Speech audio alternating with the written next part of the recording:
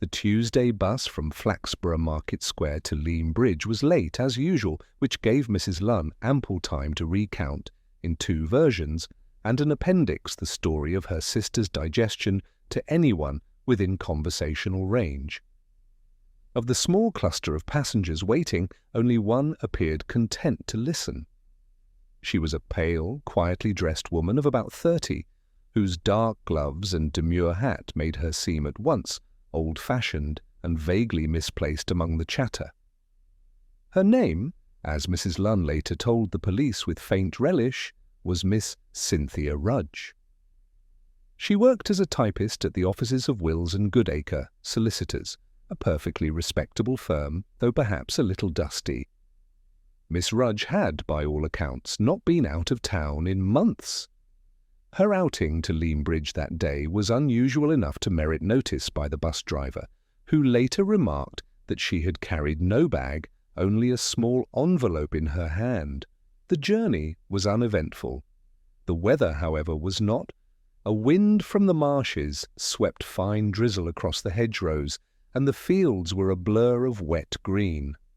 Miss Rudge alighted at the turning near the disused gravel pit and was not seen alive again. When the bus returned that evening, she was not among its passengers. It was only after dusk that a passing lorry driver, seeking a discreet place to relieve himself, stumbled upon a woman's hat lodged in the reeds by the pit edge. The police were called. Inspector Purbright arrived shortly before midnight in a raincoat whose creases suggested long acquaintance with drizzle and tedium. Sergeant Love accompanied him, notebook ready, expression uncertainly solemn. Another runaway? The sergeant ventured. Purbright peered into the hollow where the hat had been found. The reeds gleamed under torchlight like a fringe of dull needles. Runaways, he said mildly, don't often leave their hats arranged quite so tidily. Nobody was discovered that night. The pit, shallow and half filled with rainwater, was combed by constables wielding lamps and good intentions. They turned up only a shoe small, black, and scuffed several yards away from where the hat had lain. Purbright had it placed carefully in a paper bag. "We shall refrain," he told Love, "from concluding anything heroic or scandalous until we know whether its owner was capable of walking home barefoot." By morning, the story had spread from the bus depot to every breakfast table in Flaxborough. At the newsagents, theories multiplied like damp papers. Mrs. Lunn, now a principal witness, was said to have described Miss Rudge as the nervous sort, very polite, but not quite right, since her lodger left. Others claimed she'd been seen arguing with a man near the post office 2 days prior, though no one could agree on his description. At Wills and Goodacre's office, Miss Rudge's empty desk caused more alarm than affection. Mr. Goodacre, a mild solicitor whose spectacles seemed perpetually surprised by life, admitted to Purbright that his typist had indeed taken an afternoon off to attend to some personal matter, she'd said. He assumed it concerned her late aunt's property in Leam Bridge. She was an efficient girl, he added, though inclined to pedantry. One of those who spell judgment with an E, whether one wishes it or not. Purbright nodded thoughtfully. He asked for her address, a set of lodgings above the sweet shop on Northgate Street. There he found a small room immaculately neat, too neat perhaps for someone who had left intending to return. On the table stood an empty teacup beside a stack of typed letters, each with carbon copies aligned like obedient soldiers. One envelope bore a faint circular mark, the ghost of something damp that had rested there briefly.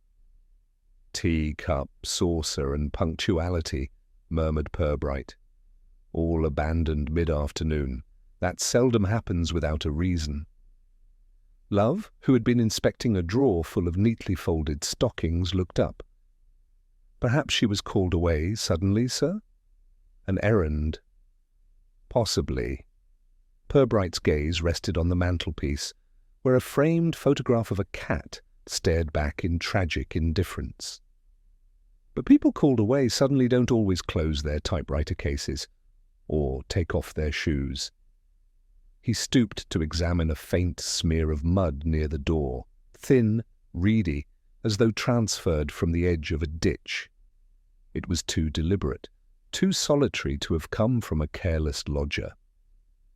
Outside, the rain had eased into mist. The gaslights along Northgate flickered faintly, their glow blurring against the wet cobbles. Purbright paused at the corner, looking back at the sweet shop where the curtains now hung half-drawn. He had known Flaxborough long enough to recognize the sound of gossip gathering a hum that began in shop fronts and grew, like ivy, into every window. "Best let them talk for a day or two," he told Love. "By tomorrow, half the town will have discovered that Miss Rudge was either murdered, eloped, or translated bodily into the next world. Somewhere in between those theories, we may find the truth." The sergeant looked doubtful. "And what do we do till then, sir?" Purbright smiled faintly. "Listen." The following afternoon, when the lorry driver's statement appeared in the Flaxborough Citizen, it was accompanied by a photograph of the hat retrieved from the pit. 3 letters to the editor appeared by evening, one lamenting the decline of rural safety, another proposing a volunteer night watch, and the third inquiring whether the missing typist had been properly confirmed in her employment. By the time Purbright returned to his office that night, the constables had drawn a neat red circle on the town map, marking the gravel pit and its adjacent lane. He studied it for a long moment, then drew a small question mark beside the bus stop. "It begins," he said quietly, "with an outing. Let's see where it ends." He closed the file and looked out through the rain-speckled window toward the gaslit square, where the last bus of the evening shuddered to a halt, and a single passenger, a man in a mackintosh, stepped down, glancing once toward the police station before vanishing into the mist. Purbright watched until the figure was gone, then murmured, "Perhaps Miss Rudge wasn't the only one who fancied an outing." By Wednesday morning, the town of Flaxborough had arranged Miss Cynthia Rudge's disappearance into a shape more palatable than uncertainty. The truth, still shy and ill-formed, was already smothered beneath layers of conjecture and tea-time pity. At the newsagents, Mrs. Lunn's account of the missing woman's last known smile had acquired a small dog, a mysterious telegram, and a faint odour of lavender that she insisted had followed Miss Rudge onto the bus like a warning. At the hairdresser's, conversation flowed like rinse water. "They say," murmured Mrs. Venables under a hood-dryer, "she'd been keeping company with a man from the electricity board, not the sort one brings home to meet mother." Her neighbour, Mrs. Cuttle, disagreed. Rubbish. She was far too timid. More likely, she'd been taken advantage of. Those quiet girls, well, you read about it every week in Woman's Realm. Purbright, who overheard none of this, was instead listening to Sergeant Love read aloud from the morning statements with the same reverent dread usually reserved for the Psalms. The bus driver confirms Miss Rudge boarded at 3:05 p.m., carrying an envelope, no handbag. Passenger Mrs. Lunn describes her as not herself. The lorry driver found the hat near the pit about 9 p.m. and said he didn't touch it because it looked important. Purbright, sitting behind his cluttered desk with hands folded, remarked mildly, "Flaxborough's collective instinct for drama remains untarnished." Love looked up. "You think it's nonsense, sir?" "Not entirely. Nonsense, when repeated often enough, develops a kernel of reluctant truth." He reached for a small map of the bus route. "Let's hear what the villagers think of Miss Rudge's visit. They'll have been expecting her, if she really had family, in Leam Bridge." They drove out along the damp, narrow road that wound past fields where crows pecked indifferently at furrows. The drizzle had thinned, but lingered in the hedgerows, a kind of permanent melancholy. At the turning where Miss Rudge had alighted, the inspector paused. The gravel pit lay sullen under a film of pale mist, its edges glistening like old pewter. 2 constables were still searching the banks, their boots leaving timid impressions in the mud. "Careful," Purbright advised as Love stepped forward. "One doesn't want to disturb anything that might later pretend to be a clue." At the post office in Leam Bridge, Mrs. Mildred Keat, postmistress and unacknowledged historian of all postal indiscretions within 5 miles, was eager to assist. "Yes, I know her," she said, "or rather, I knew of her. Miss Rudge used to collect her. Aunt's pension here years ago. The old lady passed on in '59. The house was sold to a couple from Peterborough.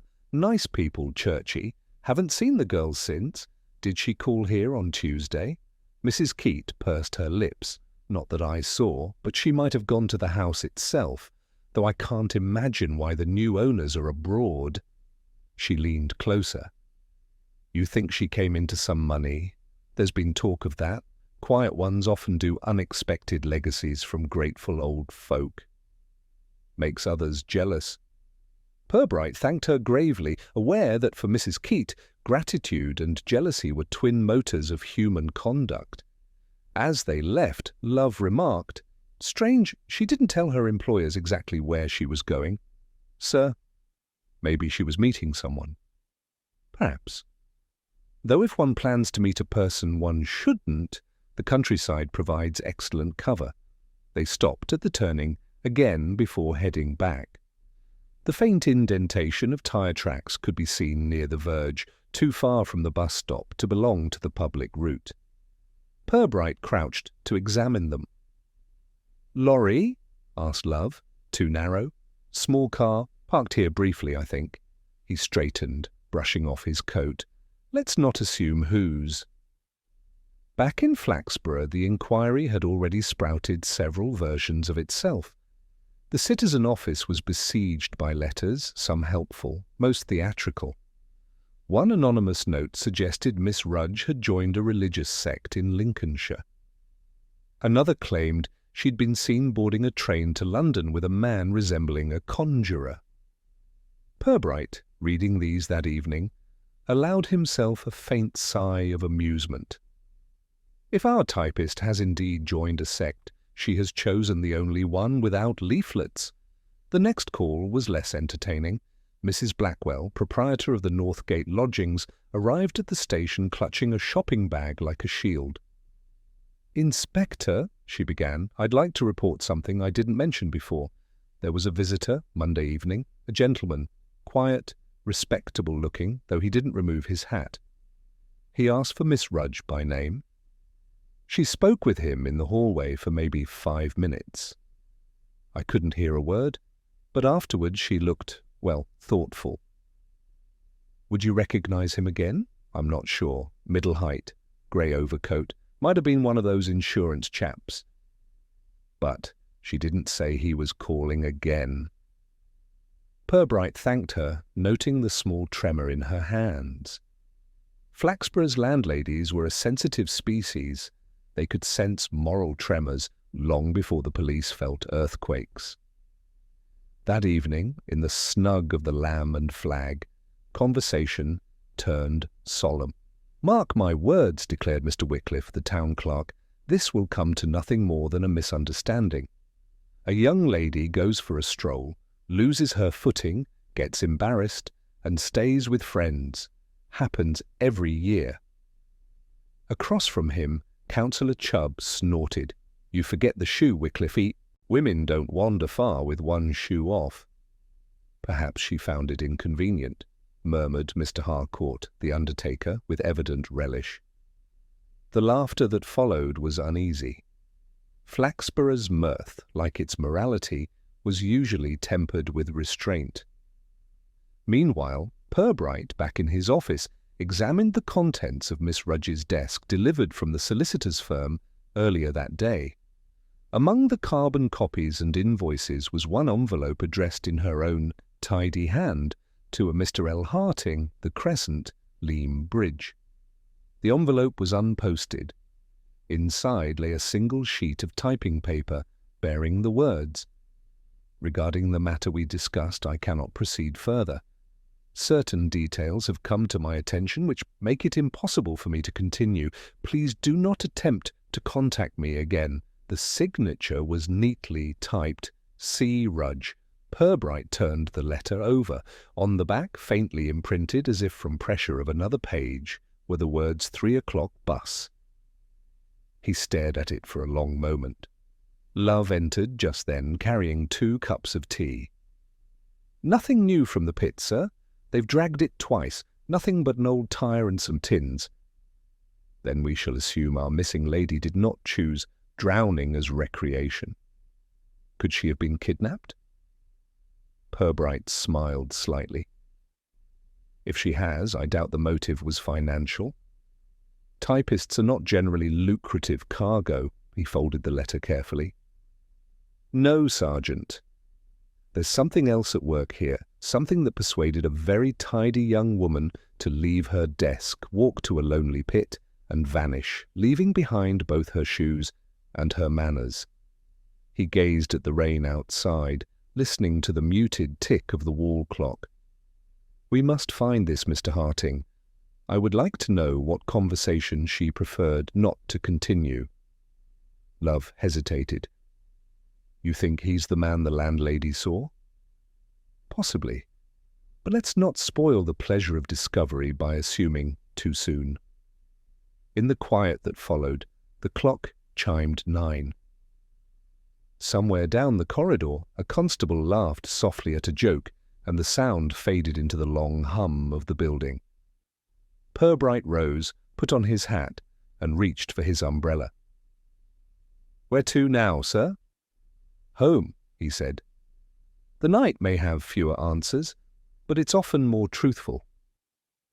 And as they stepped out into the drizzle, Flaxborough's lamps flickering like small, uncertain witnesses, the gossip of the town still moved invisible, unstoppable, shaping Miss Rudge's fate into yet another story fit for polite conversation. The morning after Purbright's discovery of the unfinished letter, the sky over Flaxborough resembled a sheet of dull pewter, polished only by the faint gleam of drizzle. It was, in short, the kind of morning that encouraged introspection and the quiet rearrangement of facts. Purbright, however, preferred his reflections to wait until after breakfast, which he took in the police canteen amid the gentle clatter of crockery and the scent of bacon that had been fried too long.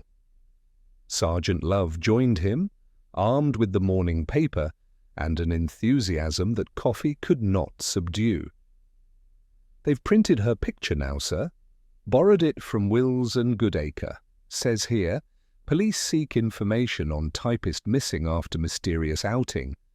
There's even a bit about her being a reserved young woman of steady character."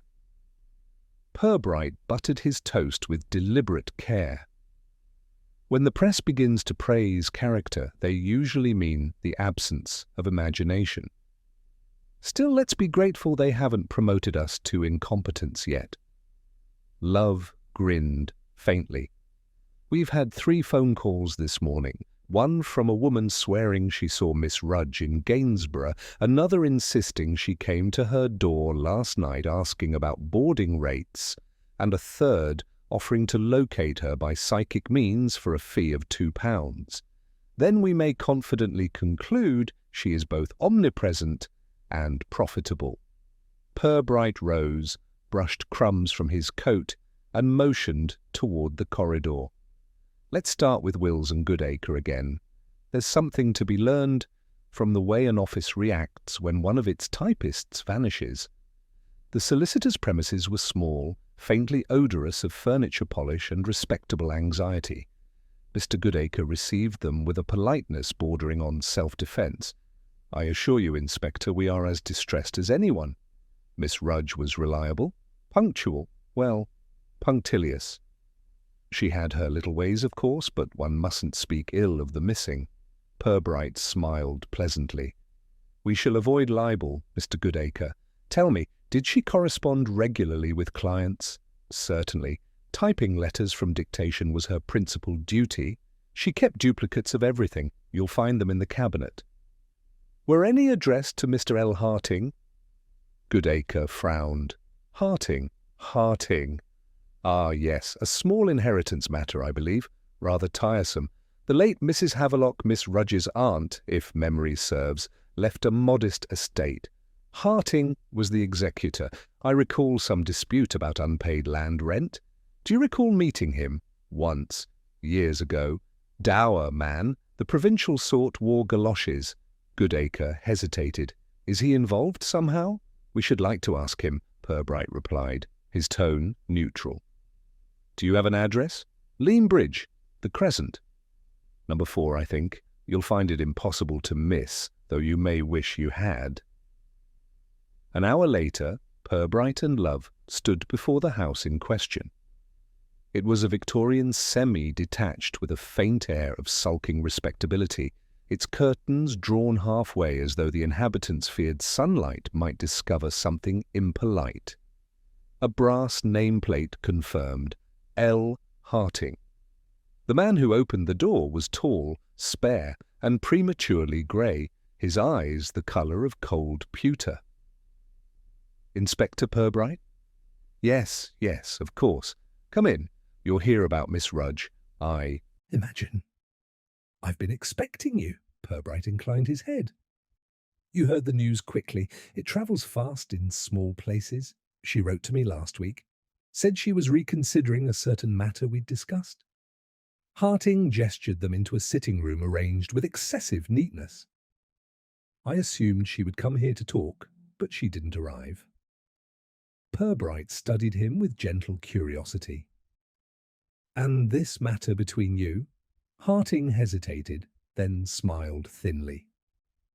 A family concern. I was the executor of her aunt's will. There were complications. Certain documents had been misplaced. Miss Rudge believed she'd located one of them among her aunt's old belongings. I wanted to see it. Misplaced? Harting waved a dismissive hand. A receipt for a loan, nothing of importance. But she grew oddly secretive, said she didn't wish to meet in town, suggested we talk privately near the pit where her aunt once owned a small plot of land. Purbright raised an eyebrow. Ah, the pit again. Harting's gaze flickered briefly toward the window. I arrived there at 3:30, waited nearly an hour. She never came. I assumed she'd changed her mind. Yet you did not mention this to the police until now. I didn't realize she was missing. I thought she'd thought better of it. Purbright nodded, seemingly satisfied, though his eyes remained thoughtful. Would you object if we confirmed your car's registration with our patrol log? Not at all. Harting handed over a slip of paper from his wallet. His composure was immaculate, but the fingers that held the paper trembled just enough to betray unease. Outside, as they returned to the car, Love exhaled. You think he's lying, sir? Purbright gave a faint smile. Only as much as politeness requires. He told the truth, but trimmed it for decency. Love frowned. What do you mean? He admitted waiting an hour, yet failed to say whether he left on foot or by car. Nor did he seem particularly curious about her fate. A man who expects a woman to meet him and then reads of her disappearance without alarm, well, he either knows she's safe or knows precisely why she isn't. They drove back to the station through the slow drizzle. Purbright remained silent, turning the conversation over in his mind as though it were a page to be reread later. In the office, the telephone was ringing. Sergeant Love answered, listening with a mixture of surprise and doubt. That was Mrs. Blackwell again, he said, when he hung up. She remembered something else. Says Miss Rudge received a parcel Monday morning, small, flat, wrapped in brown paper. She didn't open it in front of anyone. Purbright leaned back. A typist, a parcel, and a letter of refusal, the beginnings of a moral tangle, if not yet a criminal one. He looked toward the rain-darkened window. Have the parcel wrappings been found? No, sir, probably discarded. Then let's hope Miss Rudge was more fastidious with her secrets than her litter. That evening, Purbright took a quiet walk through the town centre.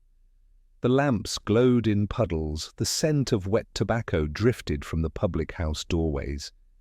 He paused outside the post office, gazing at the pin board where notices of lost cats and piano lessons now competed with a faded flyer reading In Memoriam Mrs. E. Havelock, 1883-1959.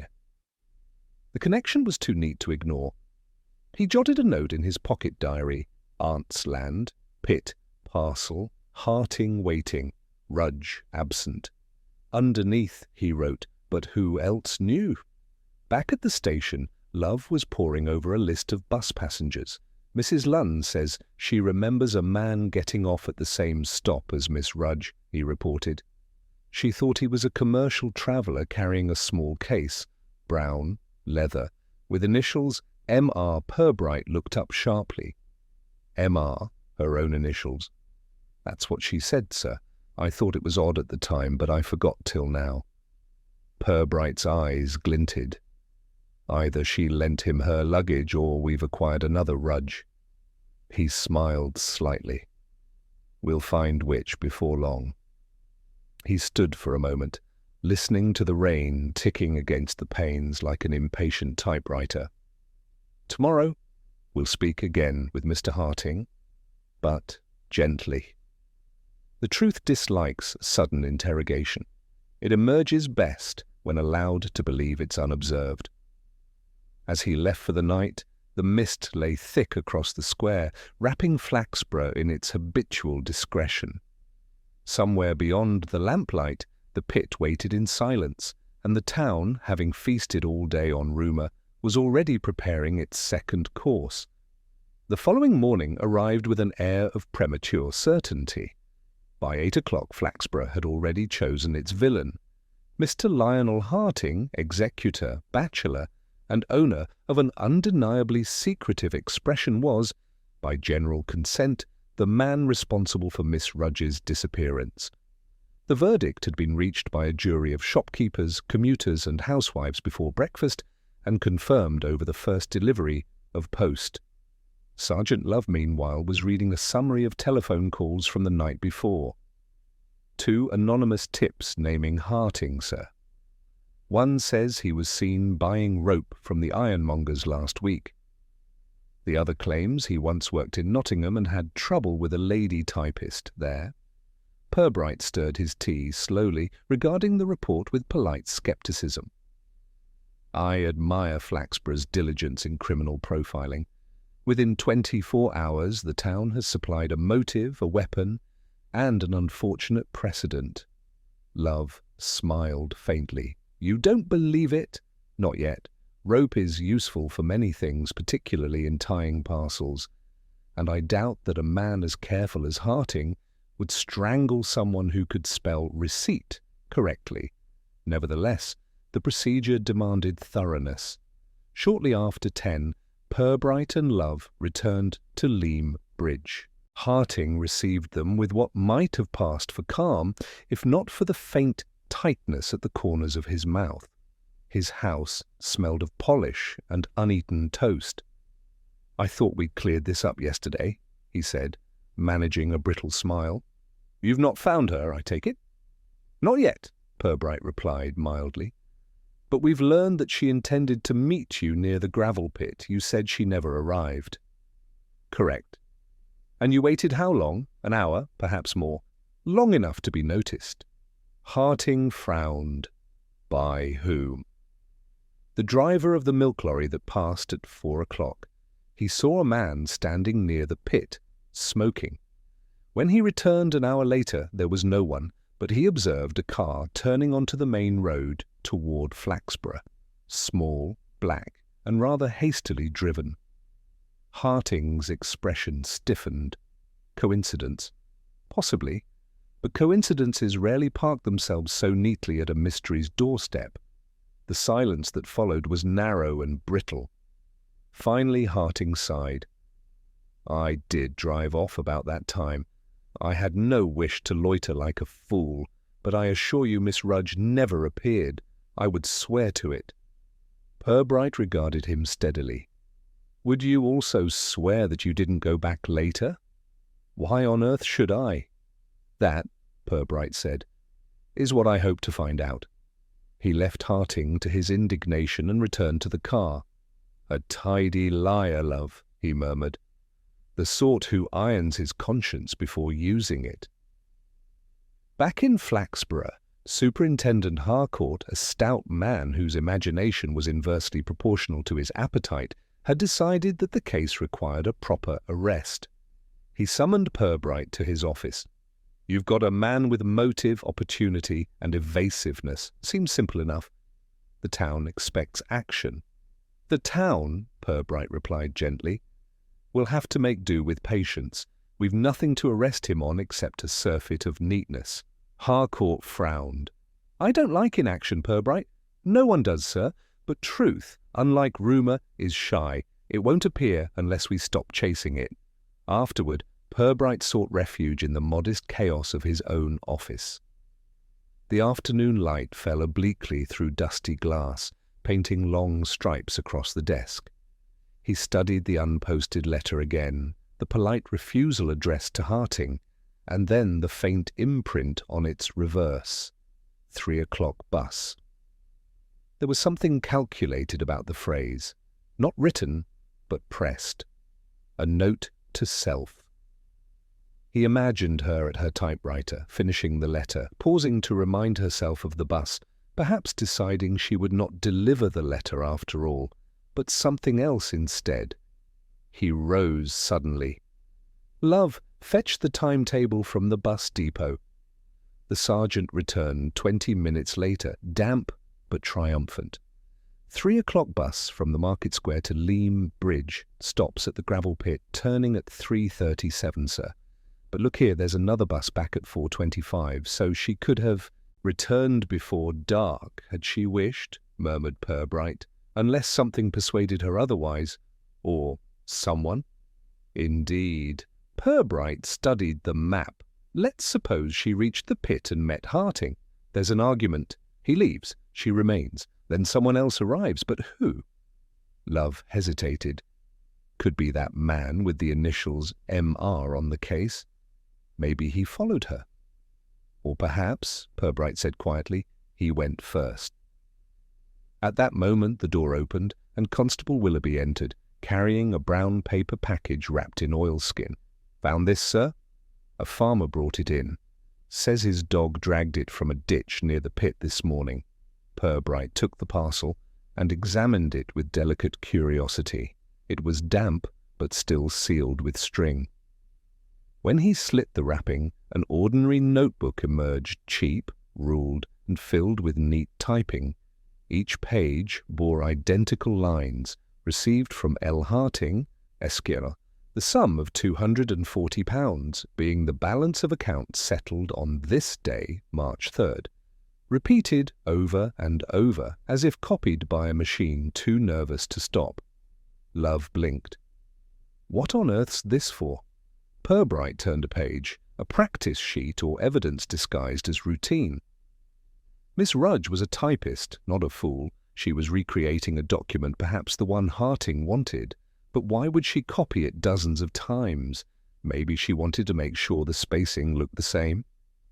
Or perhaps she was afraid someone might find the real one and destroy it. So she prepared duplicates to test whether her version would pass for the original. Love frowned. Forgery?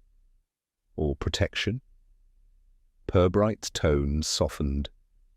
If she believed Harting had mishandled her aunt's estate, she might have been trying to prove it. By evening, word of the discovery had leaked. The Citizen's editor phoned the station demanding a statement of confidence. Purbright obliged with a masterstroke of vagueness. The police are pursuing several lines of inquiry, none of which exclude the possibility of complete innocence.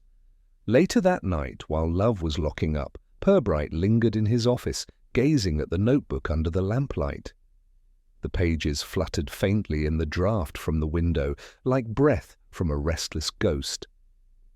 He thought of Miss Rudge precisely. nervous, sitting at her typewriter, the clatter of keys masking her fear. He imagined her looking up as a shadow fell across her desk, perhaps familiar, perhaps unwelcome. Then a knock interrupted his reverie. Constable Willoughby appeared again, hesitant. "Beg pardon, sir, but there's a man downstairs asking to see you. Says it's urgent. Won't give his name." Purbright raised an eyebrow. "Send him up." Moments later, a figure stepped into the lamplight, and a man in a dark raincoat, collar turned high. Water dripped steadily from the brim of his hat. He removed it slowly, revealing a face pale with tension. "Inspector Purbright?" he said, quietly. "You don't know me, but I knew Miss Rudge, and I think you should hear what she was planning to do before she disappeared." Purbright gestured toward the chair opposite. "Then by all means," he said, "let's begin." The man who now sat opposite Inspector Purbright had the pinched, uneasy air of someone uncertain whether he had come to confess or to assist. His hat, placed carefully on his knee, shed droplets onto the linoleum in a small, apologetic puddle. "My name's Merton," he began. "Graham Merton. I worked with Miss Rudge for a time, not at the solicitor's. Before that, we were both at Havelock and Blythe, typewriting bureau in Lincoln. I left when it folded. She stayed on until she came here." Purbright inclined his head. "And what brings you to Flaxborough, Mr. Merton? Fond remembrance, or something less sentimental?" The man swallowed. "I saw the paper this morning, her photograph. I thought, well, I ought to tell someone what she said to me last week. She wrote, asking if we could meet. Said she'd stumbled across something connected to her aunt's estate, something that didn't add up. I told her I'd be in town Tuesday afternoon if she wanted to talk. We arranged to meet at the tea room by the post office, but she never came." "Curious," murmured Purbright. "She seems to have made a habit of disappointing appointments that day." Merton nodded miserably. "I didn't think much of it until the news broke. Then I remembered she'd hinted that someone had been pressing her to hand over certain papers. She said she was frightened." "Frightened of whom?" "She didn't say anything, just that it was someone she'd known for years, through her aunt. Said he'd be furious if he found out she'd made copies. I assumed she meant Mr. Harting, but now I'm not so sure." Purbright leaned back, studying the man's face. "And what line of work are you in now, Mr. Merton?" "I sell adding machines, territory rep for Langdon and Price."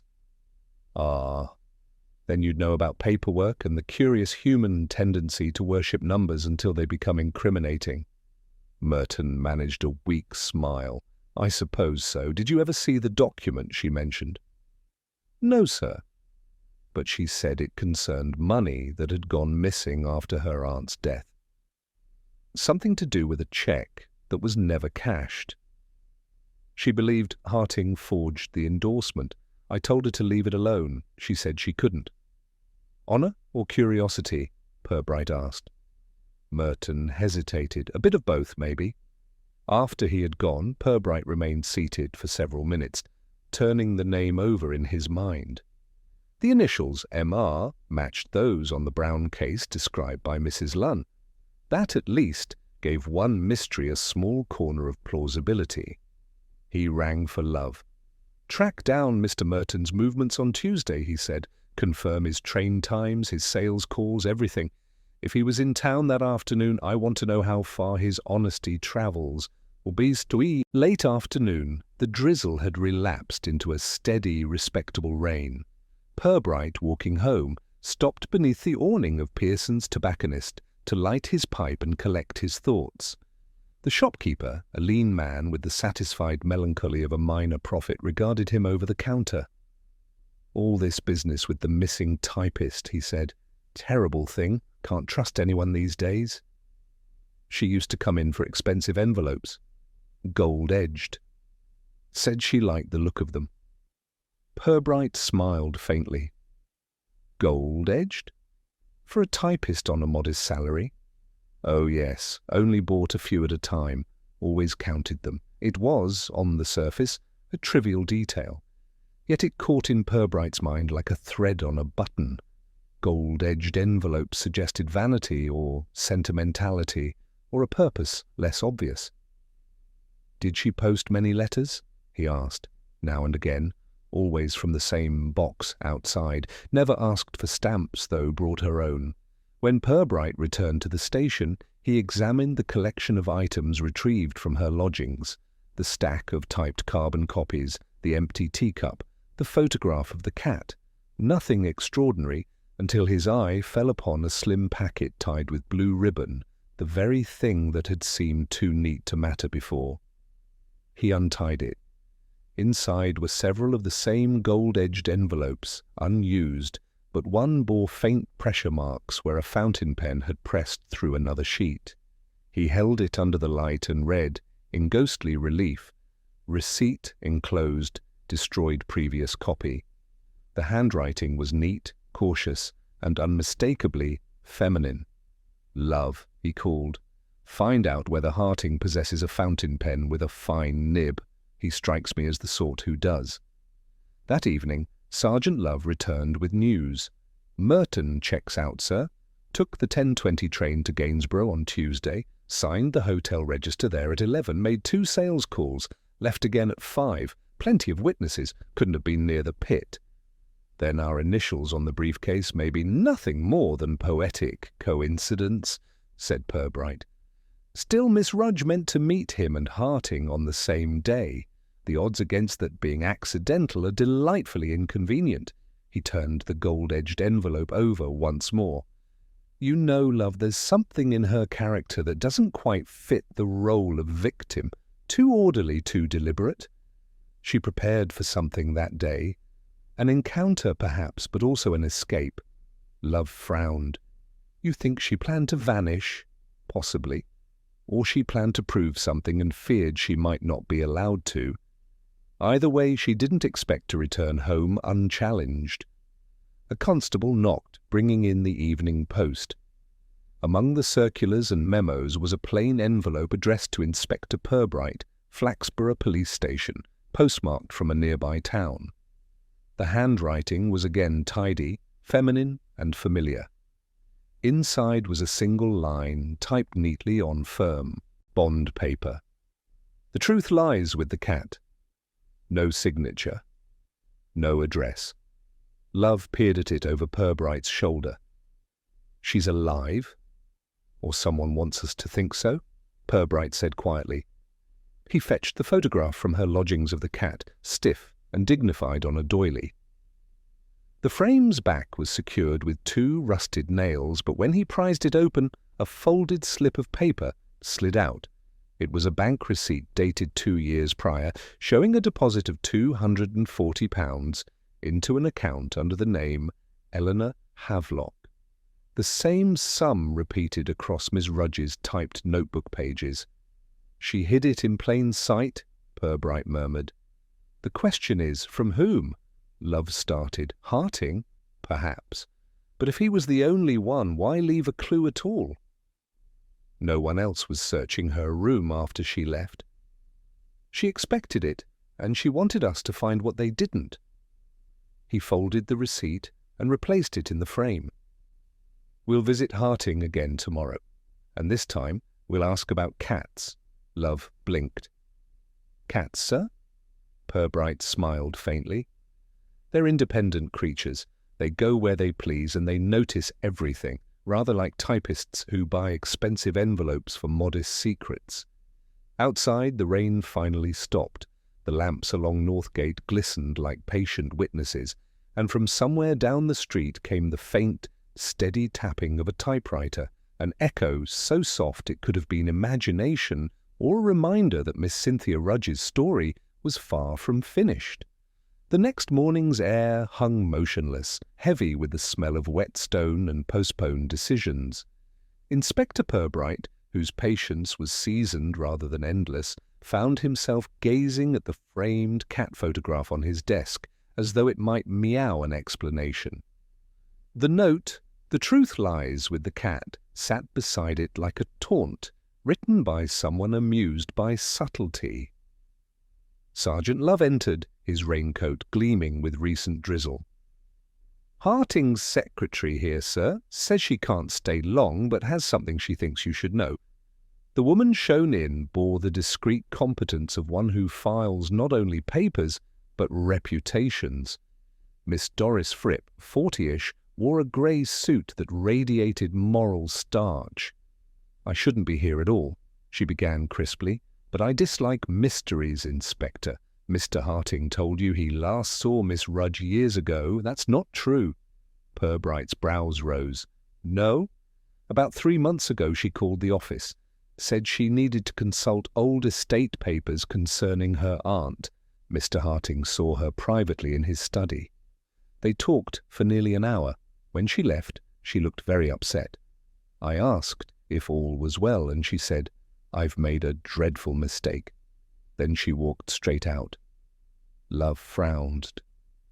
"Did Harting mention that visit afterwards?"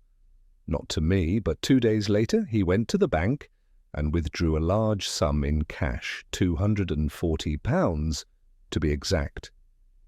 He told me it was for an investment. I saw him put the money into an envelope, gold-edged as it happens." Purbright's pipe paused midway to his lips. "Indeed." Miss Fripp glanced at the door, then lowered her voice. "He's a difficult man, Inspector, respects appearances above all else. I don't know what happened between them, but I'll tell you this. If Miss Rudge threatened to expose anything financial or otherwise, he'd have silenced her one way or another. He can't bear being contradicted by a woman." Purbright thanked her and escorted her out with quiet courtesy. When she'd gone, he turned to Love. "That's the second person to mention cash and gold-edged envelopes within 2 days. It seems Miss Rudge's taste for stationery wasn't entirely aesthetic." Love said, so she copied the receipt to show Harting had paid her aunt, when in fact he hadn't, or to show he had paid her recently. A blackmailer seldom uses words like forgery. They prefer compensation. Still, Miss Rudge didn't strike me as mercenary. More likely she intended to recover what she thought rightfully belonged to her aunt's estate. He reached for the telephone. "We'll need the bank's cooperation and send someone to search the gravel pit area, again this time for anything that might have been overlooked in the reeds. I suspect the missing lady left us something we've not yet had the wit to find." By mid-afternoon, Constable Willoughby returned, breathless and muddy, bearing a small tin box dented at the corner. "Found this under a pile of stones near the edge, sir. Looks like it's been there a while." Inside the box were a few sheets of paper, folded but miraculously dry. The top one was a carbon copy of a letter addressed to Mr. L. Harting. "I cannot destroy the document you asked about. If you wish to recover your money, you may find it safer to confess the error. I am keeping a copy in case the truth should become necessary. It was signed, as ever, by C. Rudge." Purbright stared at it for a moment, then smiled faintly. A moralist's farewell, if ever there was one. She was trying to protect decency, not exploit it, and that in Flaxborough is usually a dangerous occupation. Love shifted uneasily. "Harting won't talk easy, sir." "No, but I wonder if his conscience employs a secretary." At that moment, the telephone rang. Purbright picked it up, listening carefully. When he replaced the receiver, his expression had softened with interest. That was the bank manager. He confirmed Miss Fripp's story. Harting withdrew the exact sum she mentioned, but here's the curious part. The teller remembers that the envelope he used bore a faint watermark. "Langdon and Price, compliments of the firm." Love blinked. "That's Merton's company." "Precisely." Purbright rose, his face serene but inwardly all right. "So our salesman's involvement runs deeper than courtesy calls. Either he supplied the envelopes innocently, or he and Miss Rudge were in concert to trap Harting." They drove to Gainsborough through the soft drizzle. Merton, when confronted, was in his boarding-house dining room, halfway through a solitary supper of shepherd's pie and alarm. I didn't give her any envelopes, he protested, wiping his spectacles. But she might have had some from me ages ago. I gave her samples back when we worked together. She liked good stationery, said it lent dignity to dull letters. Purbright regarded him mildly. Did she tell you what she planned to do with the forged document? Forged? Merton flushed. No, she said it was genuine, that it proved Harting had stolen the money meant for her aunt. She wanted to confront him with it, make him admit it. I begged her not to, said it'd end badly. Yet, you met her again recently. Yes, last month. She wrote saying she'd done it, and that he'd paid her the full amount to keep quiet, but she was uneasy. I thought it was blood money. She said she'd send me proof in case something happened. But nothing came. Purbright's gaze sharpened. Proof? What kind of proof? She didn't say anything, only that she'd hidden it where no one would think to look. He looked genuinely puzzled, even frightened now. You think she's dead, don't you? I think she's missing, Purbright said quietly. Dead people are often easier to find than the living. They returned to Flaxborough as evening settled like a grey shawl over the town. Purbright went straight to his office, where the framed cat photograph awaited him like a clue too trivial to ignore. He lifted it again, examining the backing. Beneath the paper, where he had earlier found the receipt, was another faint crease, an outline of the shape of a key. He drew a slow breath. Love, she hid more than one thing here. Fetched the land registry files for Mrs. Havelock's old property. Let's see who's had access to it lately. Within an hour, the file lay open on his desk. There, in neat, clerkly script, was the notation. Leasehold transfer, April 1960, Eleanor Havelock to L. Harting. Consideration 240s. Attached was a recent amendment. Property released and sold August 1964 to Graham Merton. Love started. Merton bought it. But why wouldn't Harting mention that? Because it spoils his version of events, Purbright murmured. Harting claimed the land was worthless. Merton thought otherwise. And Miss Rudge knew. She was the bridge between them, the only one who could expose the arrangement. I think that's what frightened her. The telephone rang again, startling them both. It was Constable Willoughby, voice trembling. Sir, better come quick. We've found something else at the pit. It's a handbag this time, caught in the reeds, belongs to Miss Rudge. Purbright replaced the receiver with measured calm. We'll go, he said, but not because I expect to find her. The living seldom leave their handbags behind unless they've exchanged them for something less convenient, like a conscience. They drove out under the silver mist. The gravel pit loomed, a ghostly mirror of the sky. The handbag lay where Willoughby pointed, its clasp undone, contents strewn.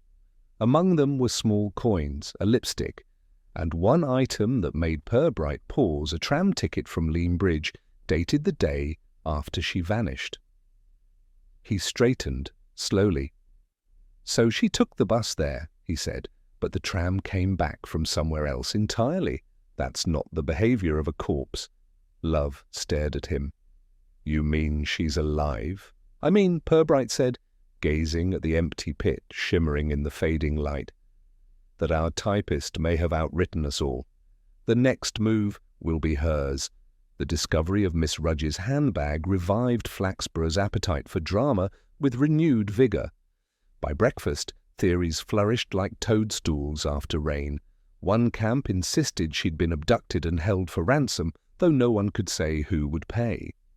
Another held that she had staged her disappearance, having gone peculiar under the strain of office work. A third, more imaginative faction proposed espionage, an idea supported mainly by the handbag's foreign lipstick and the thrilling belief that spies often use tram tickets as codes. Purbright ignored all of it. The tram ticket, though mundane, gnawed at him. It placed Miss Rudge somewhere alive and moving after the supposed moment of her vanishing. Yet where had she gone afterward? He disliked puzzles that insisted on being more clever than their victims. By mid-morning, the handbag's contents were laid out in orderly silence upon the long table of the police evidence room: coins, lipstick, a bus schedule, a small notebook containing grocery lists, and the tram ticket whose edges were faintly scorched, as though it had been held too close to a flame. Purbright turned it over carefully with a pencil tip. "It was nearly destroyed," he murmured. "Why save it at all?" Love looked puzzled. Couldn't it have been dropped in a fire by accident? Perhaps. But Flaxborough prefers its accidents intentional. There's purpose even in our carelessness. At that moment, Constable Willoughby entered, carrying a telegram envelope. "This just came in, sir. Addressed to Miss Rudge, care of the post office." They opened it by mistake when the clerk recognized the name. Purbright read aloud, "Regret delay. Will bring papers. Tomorrow stop. Meet usual place. Stop do not worry. Stop M." He studied the slip, posted from Lincoln yesterday morning. So Our Lady had arranged another meeting after she'd supposedly vanished. Love frowned. Could M stand for Merton? Or for mistake, Purbright said dryly. Still, Merton seems a likely candidate. Let's test his recollection of the calendar. They summoned Merton from Gainsborough once again. The man arrived visibly paler, as if every journey toward Flaxborough leached another ounce of confidence from him. "I swear I didn't send any telegram," he protested. "I haven't even been to Lincoln this week." Purbright regarded him mildly. "Then someone borrowed your initials." A small but impolite theft. Merton's eyes darted nervously. "You think Harting did it, don't you?" "I think," said Purbright, "that someone wished to make Miss Rudge believe a friend was coming, when in fact she was to meet an enemy." Love interjected, "But why send it after she'd already gone missing?" Purbright's gaze moved to the window, where the drizzle resumed with gentle finality. Because someone wanted to convince others she was alive. Nothing soothes suspicion like a moving ghost. That afternoon they called again on Harting. The man received them with exaggerated composure, offering tea that neither accepted. "More questions?" he asked tightly. "Fewer than yesterday," Purbright said. "We've located a letter addressed to Miss Rudge posted yesterday from Lincoln. It suggests an arrangement to meet. I wonder who might have wished to use her name after she was gone." Harting's fingers tightened around his teacup. "Are you accusing me of forgery again, Inspector?" "Not yet, though I may promote you soon." Harting stood abruptly. "I've told you everything I know. I'm being persecuted because I happen to be methodical." "Methodical men," Purbright replied, rising too, "seldom leave receipts unsigned or women frightened. But perhaps you can help us with one small matter. Do you own a cat?" "A cat?" "Yes." Miss Rudge seemed fond of them. Left us a photograph, in fact. "Yours, perhaps?" Harting blinked. "Good heavens, no, I can't abide the creatures. Slinking, self-satisfied things." "Why?" "No reason," said Purbright pleasantly. "Only I wondered whether Miss Rudge ever gave you one." "A gift, maybe?" "She did not." "Then you may rest easy. Cats, I've found, tend to remember their owners better than people do. They left him fuming and returned through streets growing slick with fresh rain." Love broke the silence first. "You were testing him, sir?" "Only to see if he'd flinch." Mention of cats seemed to touch a nerve, though perhaps it was merely the word ownership. As they turned into the police yard, a constable ran toward them, clutching his cap. "Telephone call for you, sir, from the railway station. A porter says a woman left a cloakroom parcel yesterday under the name C. Rudge." He thought it queer seeing the notices about her disappearance. Within minutes, Purbright and Love were at the station, standing before the porter, a lanky youth whose notion of secrecy consisted of whispering loudly. He handed over a small brown parcel tagged to be collected Thursday. The handwriting was unmistakably Miss Rudge's. Purbright unwrapped it slowly.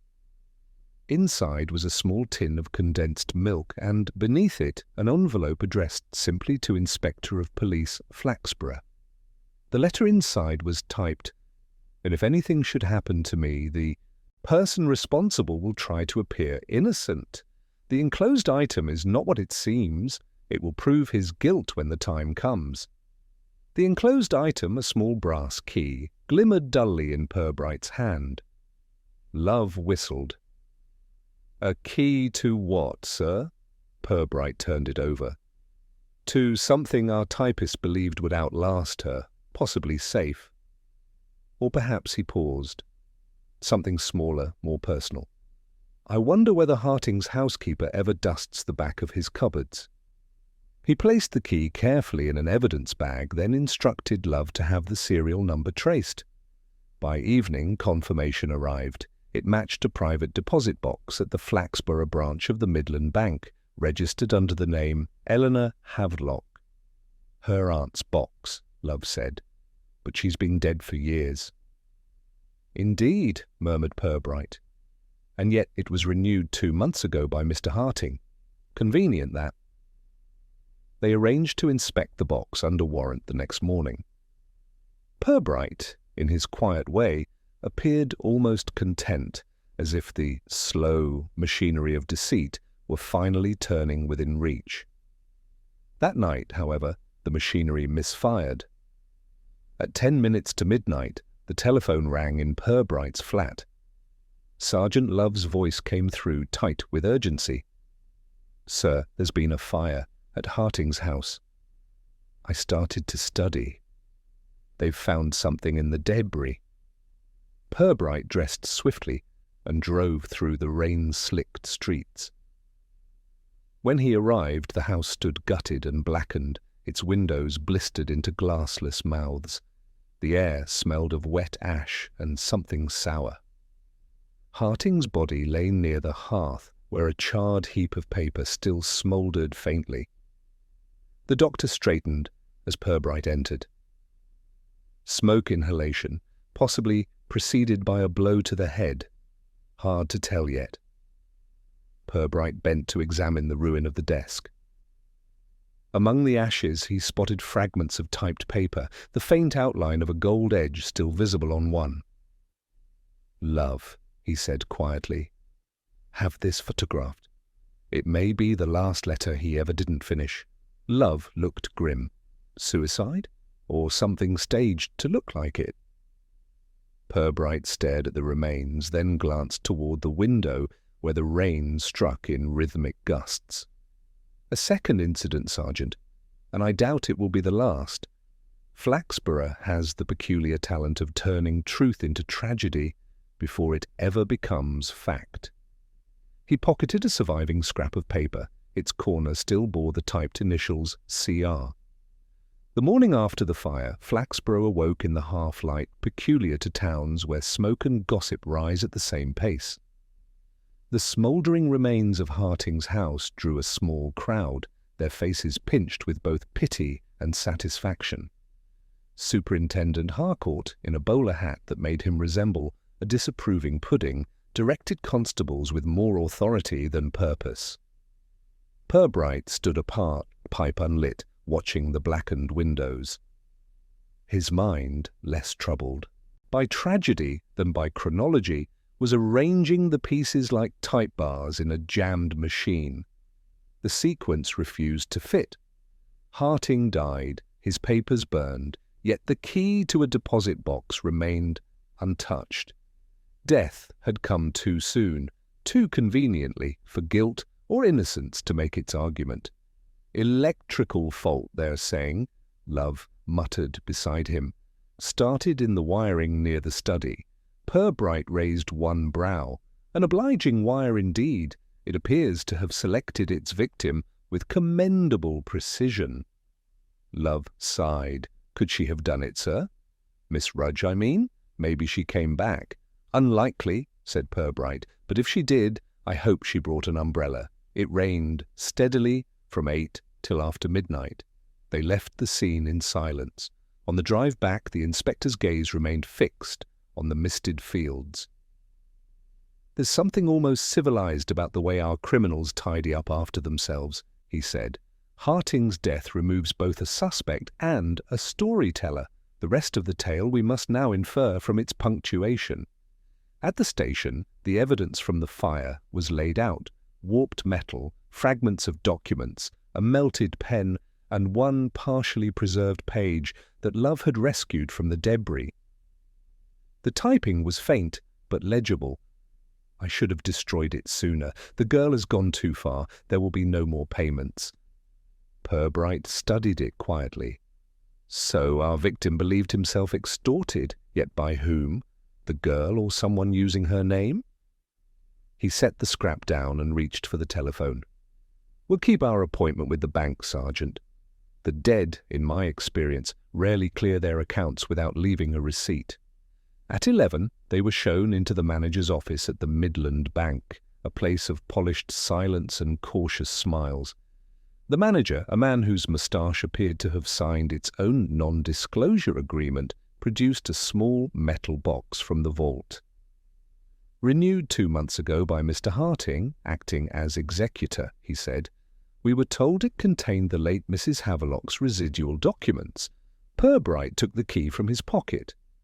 The lock turned with a sound like a sigh. Inside lay an envelope thick with folded papers and one smaller packet, sealed with crimson wax. He opened the larger envelope first. Inside were the original estate papers, mundane, perfectly legal, and one carbon copy of a letter dated 4 years earlier. "Dear Lionel, I enclose your acknowledgement for 240 doi. Please retain this for your records. Do remember to settle the property tax when due. My niece will remind you if I forget. Yours, Eleanor."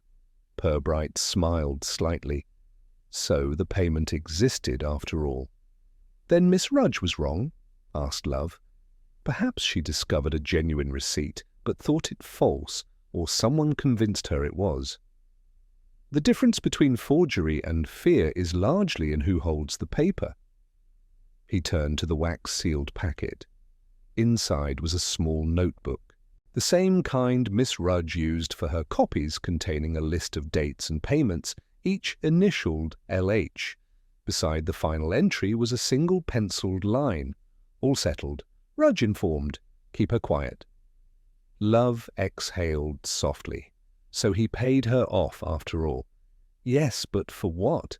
The amount's identical to the old estate sum, yet years apart. This isn't inheritance, it's hush money. Purbright closed the box gently. He wasn't paying for her silence about theft. He was paying to prevent her from revealing something else, something personal. As they left the bank, the drizzle thickened again, softening the town into smudged silhouettes. Love ventured, "You think it was blackmail then?" "I think it was conscious management," said Purbright. Harting was a man who feared embarrassment more than prison. Someone discovered his weakness and rented it back to him in monthly installments. That afternoon, while Love busied himself with reports, Purbright walked alone through Northgate. The sweet shop where Miss Rudge had lodged looked unchanged: frosted windows, dull jars of barley sugar, curtains drawn. Mrs. Blackwell emerged as he paused by the door, clutching a dustcloth like a weapon. "Oh, Inspector. I meant to tell you someone called here last night asking after Miss Rudge. Foreign-sounding gentleman, tall, polite. Said he was a journalist writing about her disappearance." "A journalist?" "Yes, I didn't trust him, though. He asked odd questions: whether she had many friends, where she kept her papers, if she had a spare key to her room. I told him the police had all that." Purbright thanked her and walked slowly back toward the square. A journalist, or someone who wished to appear one, nosing about the night after Harting's death, too coincidental for comfort. He lit his pipe beneath the awning of the Lamb and Flag and watched the reflected lights shimmer in the puddles. Flaxborough seemed to breathe around him. small, complacent, incurious. It was precisely the sort of place where secrets endured because everyone preferred them tidy. In the early evening, Love returned with fresh news. "Sir, a telegram trace came through. The one addressed to Miss Rudge, the Lincoln postmark, wasn't from the city at all. It was filed from a sub-office near Saxby Marsh. That's about a mile from Merton's sales route last Tuesday." Purbright smiled faintly. How obliging fate to redirect our attention before we grew too philosophical. They paid Merton another visit, finding him at his boarding house, suitcase half packed. His explanation was a tangle of guilt and perspiration. "I was going away for a few days, that's all. I've been getting threatening letters, Inspector, anonymous ones, telling me to keep my mouth shut about Miss Rudge. I thought it best to disappear until things calmed down." Purbright's expression was courteous, but unyielding. "That might have worked better if your handwriting didn't match the address on the "Telegram you claim not to have sent." Merton's mouth opened, then closed. "I only wanted to help her," he said at last. "I thought if Harting paid her off, I could persuade her to leave it alone. But when she vanished, I panicked. I sent the telegram to make it look as though she'd gone voluntarily. It wasn't meant to hurt anyone." "You succeeded only in confusing everyone," Purbright said evenly. "Still, I believe you didn't set the fire." Merton's eyes widened. "Fire? Harting's dead?" "Yes. And unless I'm mistaken, he died attempting to erase evidence of his own shame. I doubt you were part of that. You lack the necessary arrogance." Merton's shoulders sagged. Then who was? Purbright looked toward the narrow window where the rain had begun again, softer now, almost thoughtful. "That, Mr. Merton, depends on who profits most from tidiness. We've seen Harting silenced, Miss Rudge vanished, and now her truth buried under ash. The one thing we haven't yet examined," he said quietly, "is who wanted her to find that document in the first place." As he left the boarding house, the night wind stirred the leaves along the pavement, carrying with it the faintest scent of burnt paper. Purbright drew on his pipe, the smoke curling upward like a patient question mark. In his mind, the pattern was beginning to form not yet a solution, but a shape that promised one. He would need to see Miss Fripp again, and perhaps pay another visit to the sweet shop where the cat photograph had hung. For now, however, Flaxborough slept, content to let its inspector ponder quietly the peculiar coincidence that so often united the living and the missing. Both, in their own way, had mastered the art of not being where they were supposed to be. The following morning, Flaxborough's tranquility had the brittle quality of a town that had decided its tragedy was complete. The Citizen's headline, "Local Solicitor Dies Heroically in Accidental Fire," supplied the town's appetite for closure, and by mid-morning, most inhabitants were prepared to discuss gardening again. Only Inspector Purbright appeared unimpressed by this convenient conclusion. He sat at his desk, tapping a pencil slowly against the cat's photograph, his expression one of mild academic irritation. "It's remarkable," he said to Love, "how frequently our provincial disasters tidy themselves. A dead man, a missing woman, a moral fog thick enough to pass for resolution. Were we less fussy, we might leave it there." Love, standing near the window, gave a doubtful grunt. "You think there's someone else, sir?" "I think there's everyone else. Someone arranged the pattern of events to collapse neatly around Harting. Someone who wanted him to burn twice first, in guilt, then in effigy." Love frowned. "Miss Fripp, maybe?" She seemed to know plenty. "An appealing idea, but unlikely.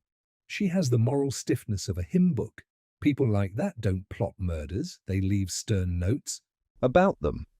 Purbright rose, pocketing his pipe. "Still, she may hold the one thread left dangling. We'll call on her before she rewrites her memory into righteousness." Miss Fripp received them in her sitting room, where the smell of lavender battled heroically against furniture polish. She was pale, but her composure remained intact. "Inspector, if you've come to accuse me of arson, I should warn you that I've an alibi, a gas bill, and a neighbour who never sleeps," Purbright smiled. "Nothing so energetic, Miss Fripp. I merely wanted to confirm a detail about Mr. Harting's financial dealings. You mentioned his withdrawal of £240. Did you notice if he made any other transactions that week?" She hesitated, eyes narrowing. "As a matter of fact, yes. He deposited £50 2 days later." "I thought it strange, since he said the investment had fallen through." "Ah," murmured Purbright. "And did he say where that £50 came from?"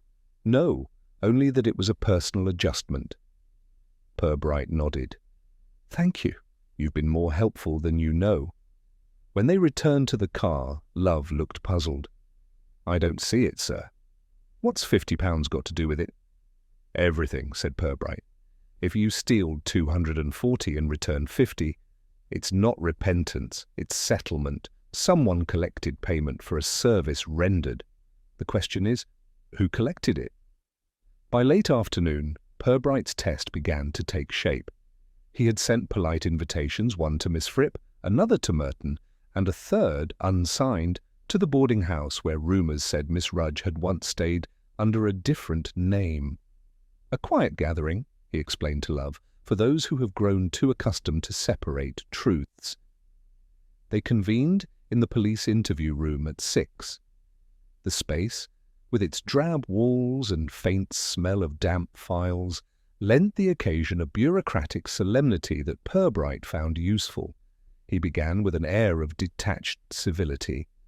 "Ladies and gentlemen, we meet to consider a sequence of events that has recently become cluttered with emotion.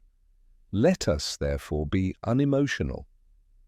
Miss Rudge vanished after discovering that her late aunt's executor had mishandled funds. Mr. Harting, under pressure, paid her to remain silent. Someone else learned of that arrangement and saw an opportunity to profit, or perhaps to punish. The question is not merely who killed Mr. Harting, but who orchestrated his destruction so elegantly. Merton shifted uneasily. "You mean you think he was murdered?" "I rarely mean what I say, Mr. Merton, but on this occasion, yes." Miss Fripp stiffened. "Then you must believe one of us did it." "Possibly," Purbright said, "though if guilt were contagious, Flaxborough would have been quarantined years ago." He placed the brass key from the parcel on the table. This was found among Miss Rudge's effects. It opened the deposit box Harting maintained in her aunt's name. Inside were the original estate papers and proof that the money was lawfully handled. That much, Miss Fripp, I believe you already knew. Her eyes widened. "How could I?" "Because you witnessed him renew the lease on the box. You also typed the inventory, which you failed to mention until now." Miss Fripp's composure cracked. "I only did as I was told. He said it was confidential and nothing improper." "Confidential," Purbright repeated softly, "a word that has bankrupted more reputations than greed ever did." He turned to Merton. "You, meanwhile, admitted sending a telegram in Miss Rudge's name. You wished to protect her, yet you gave her enemies a chance to claim she was alive and plot further demands. When Harting's house burned, she became the ghost that lit the fire." Merton's hands trembled. "You think I caused all this?" "Indirectly, yes, but not deliberately." Purbright paused, studying their faces. "The one person we have overlooked is Miss Rudge herself. Consider her neat, cautious, methodical. She hid a receipt in a photograph, deposited a key in a parcel, and vanished with a tram ticket dated after her supposed death. If that doesn't suggest strategy, I'm in the wrong profession. Love started. You mean she's alive? I mean she's testing us, testing me, perhaps." "The letter she left was a decoy. The fire erased Harting and absolved her simultaneously. The question was whether we'd mistake guilt for conclusion. He moved to the door, opened it, and nodded. "You can come in now." A woman stepped into the room, veiled but unmistakably alive. The collective gasp was small but genuine. Miss Cynthia Rudge removed her hat, revealing a pale but steady face. "I didn't mean to deceive anyone," she said quietly. "I only wanted to stop him before he ruined more lives." He'd been forging my aunt's accounts for years, taking small sums under her name. When I found out, he begged me to keep quiet and said it would destroy his practice. I agreed, but then I saw him giving false documents to another client. I realized he'd never stop. Purbright gestured for her to sit. "So you planned a disappearance?" She nodded. "I went to the pit to meet him, but Merton's telegram frightened me. I thought it was a trap. I left my shoe and hat to make it look like I'd fallen. Then I hid in Lincoln with a cousin. When I heard about the fire, I knew someone else had intervened. I came to tell you the truth." Miss Fripp stared at her. "You mean to say Mr. Harting killed himself?" Rudge's eyes were calm. "He said he'd rather burn than be exposed. I didn't believe him." Purbright regarded her for a long moment, then rose slowly. "Well, Miss Rudge, your afternoon outing seems to have lasted longer than intended. You've returned to find the town tidier than when you left it, though perhaps less innocent." He turned to Love. "See that she's taken somewhere quiet. We'll sort the truth from tragedy in the morning." As the others departed, the inspector remained by the window, watching the dusk settle over Flaxborough. He lit his pipe, the smoke curling lazily in the still air. "It's curious, Love," he murmured, half to himself. "People here think evil wears a mask. More often it wears good manners and a clean collar." Love looked uneasy. "Will there be charges, sir?" "Perhaps. But the law dislikes shades of grey. It prefers black and white, and Miss Rudge has given us only ashes." He tapped his pipe gently on the sill. "Still, it's not often one witnesses a disappearance used as confession and absolution in the same breath. That, I think, deserves a small note in the record books." Outside, the church clock struck 7, its chime echoing softly through the damp air. Purbright smiled faintly. "Come along, Sergeant. We've had enough morality for one afternoon. Let's see if the Lamb and Flag still serves dinner to men who don't insist on being righteous." The next morning, Flaxborough greeted the survival of Miss Cynthia Rudge with the kind of decorum usually reserved for births, weddings, and prize chrysanthemums. The town's capacity for astonishment had limits. By breakfast, her reappearance had been absorbed into the general rhythm of polite disbelief. "I always said she'd turn up," Mrs. Lunn declared at the grocer's, omitting the fact that she had also, only days earlier, described Miss Rudge as quite thoroughly drowned.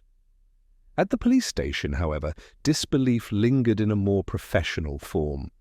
Superintendent Harcourt had summoned Purbright for an early discussion, hoping vainly for a tidy explanation. "I gather," he began, "that our missing typist hasn't missed herself. Splendid news, of course, but where does that leave us with poor Harting's demise? Suicide, surely?" Purbright regarded his superior with gentle patience. "Possibly. Yet I have found that in Flaxborough suicide is rarely unassisted." Harcourt sighed. "You mean to reopen it?" "I mean," said Purbright, "to close it properly." By noon he had assembled his small cast again, Miss Rudge, Miss Fripp, Merton, and Love. This time not in the interview room, but in the draughty council chamber. The acoustics lent an ecclesiastical weight to his voice, which Purbright used sparingly. He did not lecture, he suggested. He did not accuse, he observed. It was his preferred method of confession. "We have, I think, all the elements of an ordinary tragedy," he began mildly. A dishonest man, an honest woman, a few timid conspirators, and a quantity of money too modest to justify melodrama. What makes this story untidy is not crime, but pride.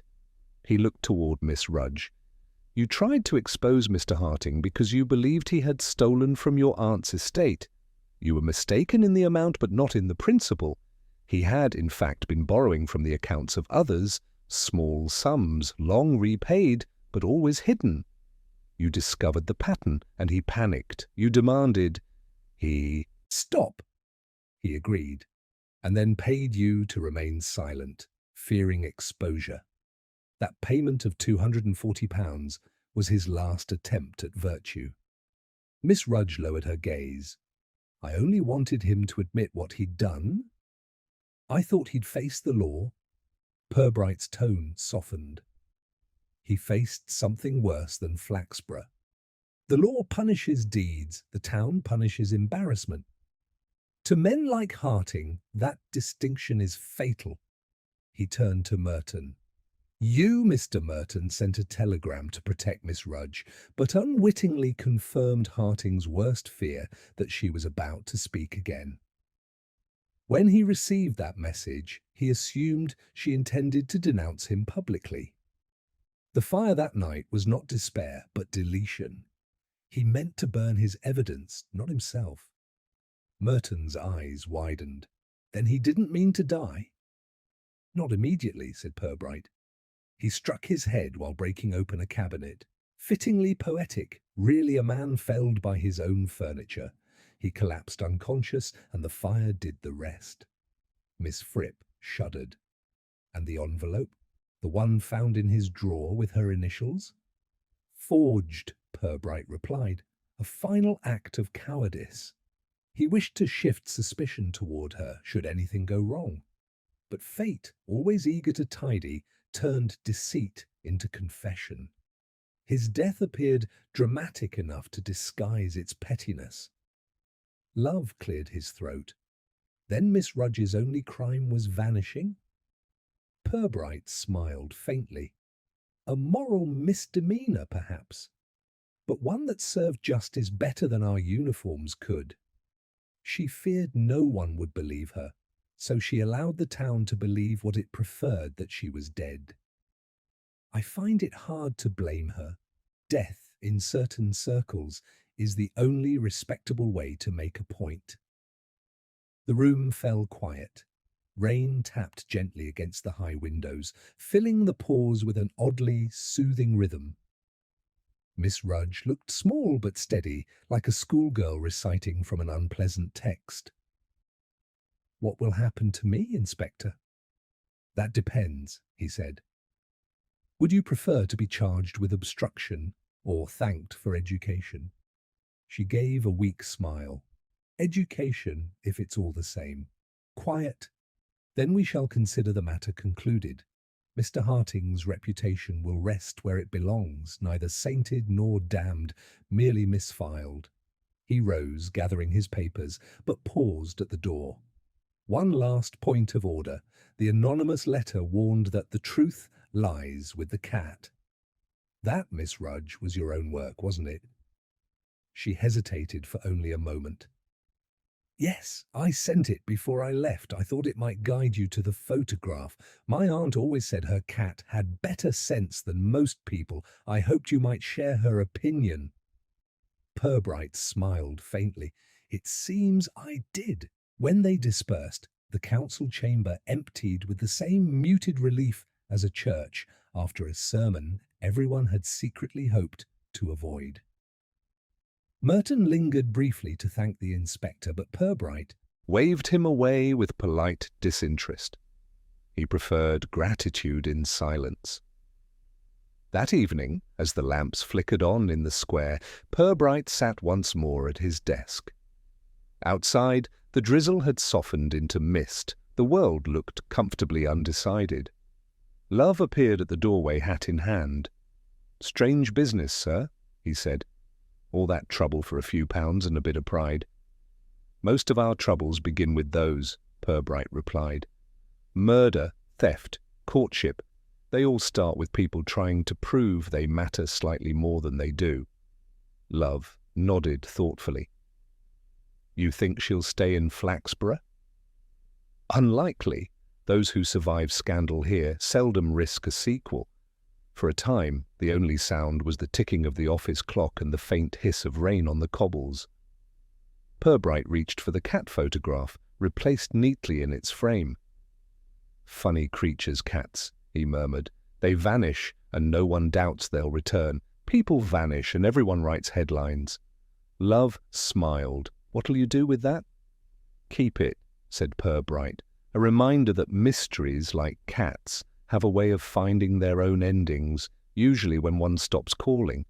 He leaned back, gazing at the photograph as the lamplight caught the glass. The faint reflection showed his own face, mild and watchful, framed beside the indifferent animal that had, unwittingly, helped solve a human mess. Somewhere outside, the church bell tolled 8, its tone slipping easily into the rhythm of the rain. Funny thing about Flaxborough, Purbright said softly. It always returns to peace the moment it's convinced it's learned a lesson. Then it forgets entirely what the lesson was. Love chuckled. Until next time, sir. Purbright smiled, not without affection. Until next time, Sergeant. He drew the curtains against the mist, set his pipe upon the window-sill, and began writing his report not for the superintendent or the press, but for the small satisfaction of putting chaos into sentences. Outside, the town settled into its quiet, crooked order once again, the puddles reflecting light like small, contented secrets. Flaxborough, having dabbled briefly in drama, had returned to what it did best, pretending nothing had happened at all. The drizzle that had dogged Flaxborough for a week finally cleared by the following afternoon, leaving behind a sky as pale as unused paper. The town exhaled collectively, as though relieved to have survived yet another episode of mild notoriety.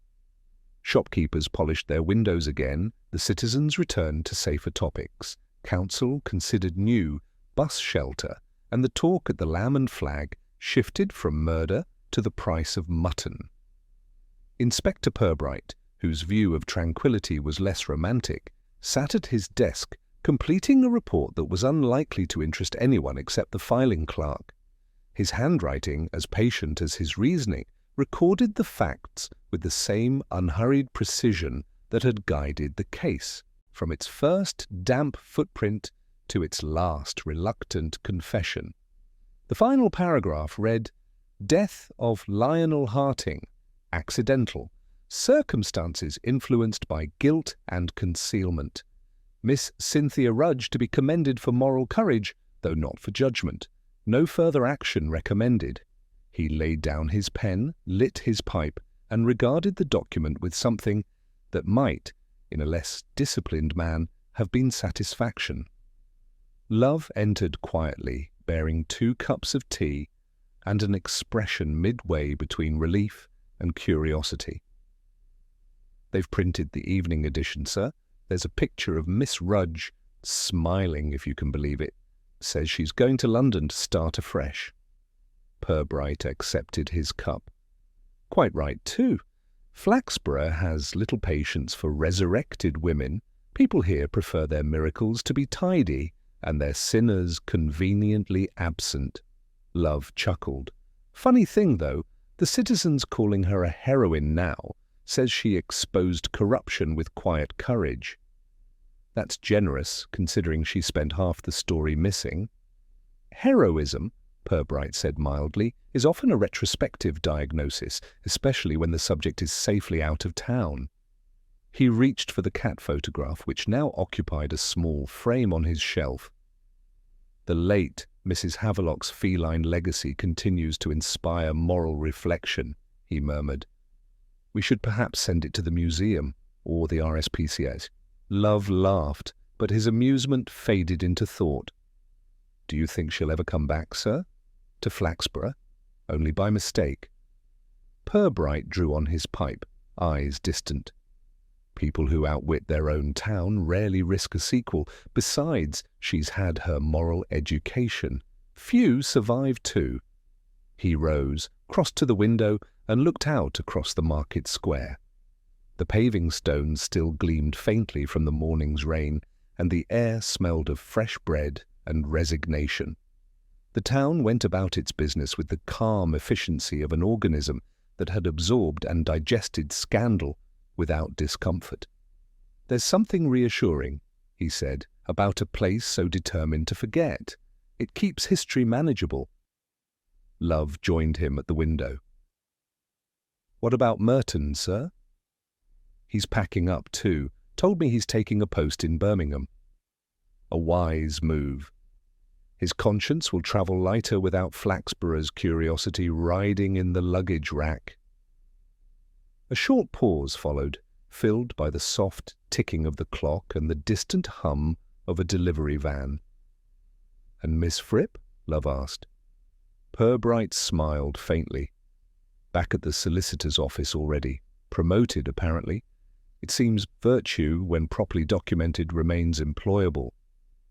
He turned from the window and leaned against the desk. "You see, Sergeant, the whole episode proves nothing more alarming than the durability of English routine. A scandal briefly rearranges the furniture, and then everyone sits down again as if nothing moved." Love looked thoughtful. "So, you're saying the town learned nothing?" "Oh, I wouldn't go that far. They've learned that typists can be unpredictable, solicitors mortal, and cats symbolic. That should suffice until next time." He glanced at the half-empty teacup, then at the pile of reports awaiting his signature. "You know, love, there's an odd comfort in the cyclical nature of wickedness here. It's never ambitious, just persistent. The crimes of Flaxborough are like its gardens, small, well-tended, and prone to mildew." Love grinned. "Still, it keeps us in work, sir." "Yes, and in tea, which is more than one can say for London detectives." A knock interrupted them. Constable Willoughby entered, sheepish as ever. "Beg pardon, sir, but Mrs. Blackwell from Northgate's here again. Says she's remembered something about Miss Rudge's cat." Purbright raised an eyebrow. "The cat is dead, Willoughby. It died before the case began." "Yes, sir, but she swears she saw it yesterday alive and scratching at her dustbin." Love stifled a laugh, but Purbright's expression remained grave. "Fascinating. The animal clearly shares its owner's flair for posthumous reappearances. Very well, Willoughby. Kindly assure Mrs. Blackwell that Flaxborough's constabulary regards the resurrection as outside its jurisdiction." The constable nodded and withdrew. Silence returned, broken only by the faint creak of floorboards and the hum of the town beyond the window. Purbright set his pipe aside and stretched his hands behind his back. "Strange, isn't it? We've chased fraud, forgery, and fire, yet what lingers most is the image of a woman walking away with her head held just high enough to suggest both defiance and doubt. One almost admires her." Love shrugged. "You don't think she's guilty of anything, then?" "Guilt," Purbright said, "is a matter of proportion. She caused a death by trying to stop a liar from lying. That's practically a public service. Besides, Flaxborough's moral arithmetic doesn't handle fractions." He smiled slightly, then turned to the typewriter on his desk. "I suppose I'd better finish the paperwork before Harcourt demands a summary short enough to misunderstand." As he began to type, the rhythmic clatter filled the room, precise and unhurried. Outside, a church bell struck 4, and the sound drifted through the open window, mingling with the steady hum of daily life returning to its usual pitch. Love lingered a moment longer, watching the inspector work. "You know, sir, for a quiet little town, Flaxborough does seem to breed more than its share of peculiar adventures." Purbright didn't look up. "That's because peculiar adventures here take the shape of ordinary lives examined too closely. Most towns would crumble under such scrutiny. Flaxborough merely smiles, and serves another pot of tea. He paused, hands resting lightly on the keys, then added, "And we, Sergeant, will be here to watch it all repeat itself," with new names and the same excuses. Love nodded, not entirely sure whether to feel comforted or doomed. "Shall I put the kettle on, sir? Please do. Justice, like tea, benefits from a gentle simmer." As Love left the room, Purbright continued typing until the final line of his report came neatly to rest at the bottom of the page. He removed it from the roller, reread it once, and smiled to himself, a small private acknowledgement of order restored, if only temporarily. Outside, the square filled with the murmurs of closing shops, distant laughter, and the clang of a delivery cart heading homeward.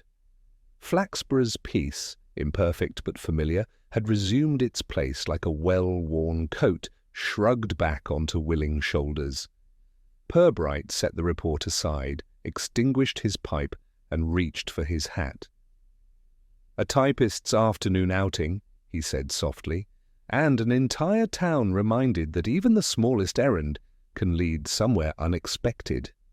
He locked the office door, pocketed the key, and stepped out into the evening air, the last rays of sun glinting faintly on the cobblestones.